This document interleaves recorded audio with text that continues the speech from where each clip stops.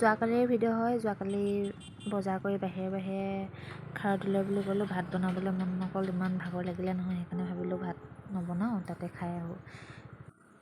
খাৰদি বুলি ক'লে আমাৰ ডিব্ৰুগড়বাসীয়ে চিনি পায় নহয় জানো। খাৰদিত ভাত শাকবিলাকো বহুত সস্তা, কমতে দিয়ে আৰু খাবলৈও ভাল, কেইবাবিধো চব্জি দিয়ে। এয়া আমি বহি আছোঁ অৰ্ডাৰ দি কিনি। তাৰপিছত এইফালে আমাৰ ভাত আহি গ'ল, দেখিছেনে ইমান কেইবিধ চব্জি দিছে। ৰাতি 9টা, 9:30লৈকে খোলা থাকে খাৰদি। ৰাতিপুৱা 10টাৰ পৰা খোলা থাকে নি ইমান ভালকৈ নাজানো বাৰু। তাৰপিছত এইফালে আছে অমিতা চব্জি, তাৰপিছত চানা দালি, পিটিকা, তাৰপিছত চালাড আৰু আলু, ফুল আলু ভাজি, তাৰপিছত চাটনি আৰু পৰ্ক কাৰী।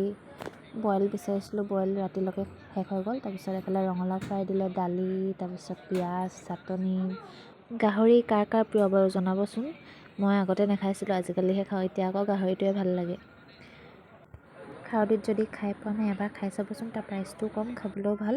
আজিৰ ভিডিঅ'টো ইমানেই, ভাল লাগিলে লাইক কমেণ্ট কৰি দিব। আজিলৈ বাই বাই।